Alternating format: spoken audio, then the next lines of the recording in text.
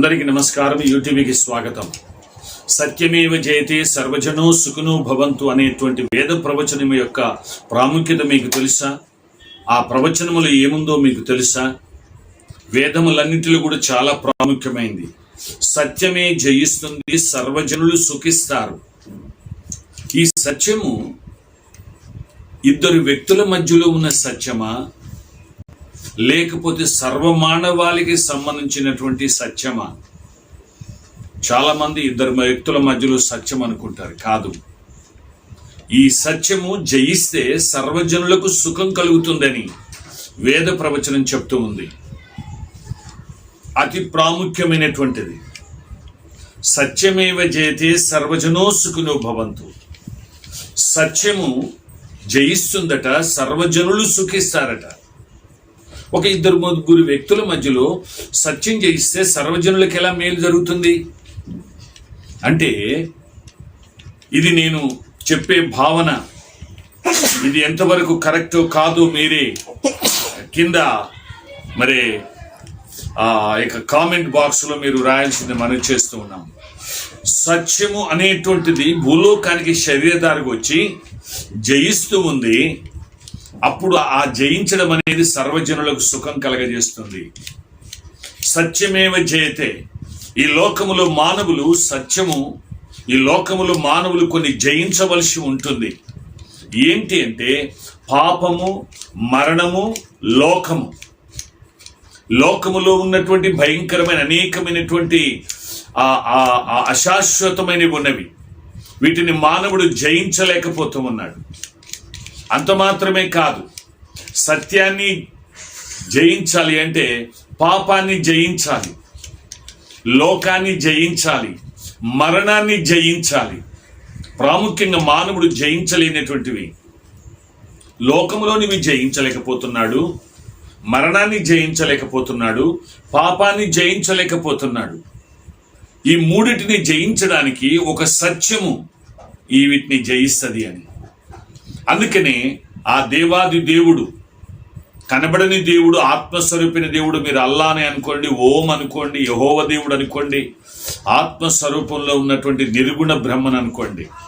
ఆయన ఈ లోకానికి సగుణ బ్రహ్మన్గా సత్యస్వరూపుడిగా ఈ లోకానికి వచ్చి ఈ లోకాన్ని, పాపాన్ని, మరణాన్ని వీటిని జయిస్తాడు. జయిస్తే ఈ జయించిన మార్గములో సర్వజనులు నడుచుకుంటే వారికి సుఖం కలుగుతుంది. ఎందుకంటే మానవుడు పాపాన్ని జయించలేక, మరణాన్ని జయించలేక, లోకాన్ని జయించలేక మనిషి సతమతమవుతూ ఉన్నాడు. కాబట్టి దేవాది దేవుడే లోకానికి సత్యస్వరూపుడుగా, సత్యముగా వస్తాడు. అయితే దీన్ని బట్టి చూస్తే నేనే సత్యము అన్నది ఎవరి ప్రపంచములో? యేసు క్రీస్తు ప్రభుల వారు నేనే సత్యము అన్నాడు. అంటే ఈ లోకానికి ఒక సత్యముగా వచ్చాడు. వచ్చిన పాపాన్ని జయించి, మరణాన్ని జయించి, లోకాన్ని జయించింది ఎవరు అంటే యేసుక్రీస్తు ప్రభుల వారే. పాపాన్ని ఆయన అంటకుండా పుట్టాడు, అంటకుండా జీవించాడు.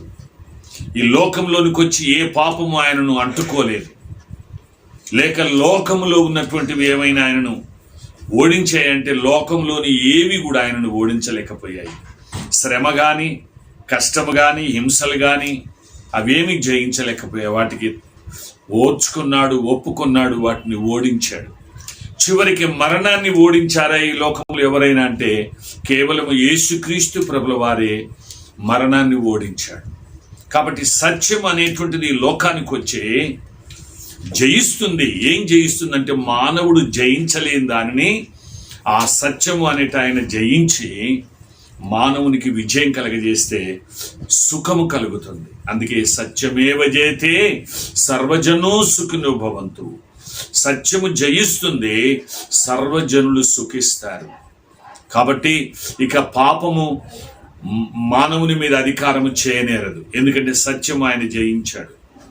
మరణము మానవుని మీద అధికారము చేయనేరదు, ఎందుకంటే మరణాన్ని ఆయన ఓడించాడు. లోకము మానవుని మీద అధికారము చేయనేరదు, ఎందుకంటే లోకాన్ని జయించాడు. నేను లోకమును జయించను, మీరును జయిస్తారు అన్నాడు. కాబట్టి సత్యం అనేది అందరికీ సంబంధించింది. కేవలం ఒక క్రైస్తవ మతానికి, ఇంకొక మతానికి, ఇంకో మతానికి సంబంధించింది కదా. సత్యం అంటే సత్యమే. ఆ దేవాది దేవుడు, సత్యవంతుడైన దేవుడు భూలోకానికి సత్యముగా వచ్చాడు. మరణాన్ని, పాపాన్ని, లోకాన్ని జయించాడు. మానవునికి ఆ మార్గాన్ని చూపెట్టాడు, జయించే మార్గాన్ని. అందుకే మానవునికి సుఖము, సర్వమానవులకు సుఖం కలుగుతుంది. కాబట్టి అట్టి సత్యమేవ జయతే సర్వజనో సుఖినో భవంతు అనే ప్రవచనము కేవలము యేసుక్రీస్తు ప్రభుల వారిలో నెరవేర్చబడింది. కాబట్టి ఈ సత్యం మీకు అర్థమైందని నేను అనుకుంటున్నాను. దీనిని ఒక మతపరంగా, ఒక కులపరంగా, ఒక రంగు, భాష పరంగా మీరు చూడకండి, సార్వత్రికంగా చూడండి. యూనివర్సల్ ట్రూత్ విజన్ ఈ యొక్క ఛానల్ సర్వమానవులకు సంబంధించిన సత్యాన్ని తెలియచేస్తుంది. అది ఏ మతములో దాగి ఉన్నా, ఏ కులములో, ఏ భాషలో, ఏ ప్రాంతంలో దాగి ఉన్నా అది సర్వమానవాళికి సంబంధించింది. అందుకే సత్యమేవ జయతే సర్వజనో సుఖినో భవంతు అనేటువంటి మాట కేవలం క్రీస్తు ప్రభులో నెరవేర్చబడింది.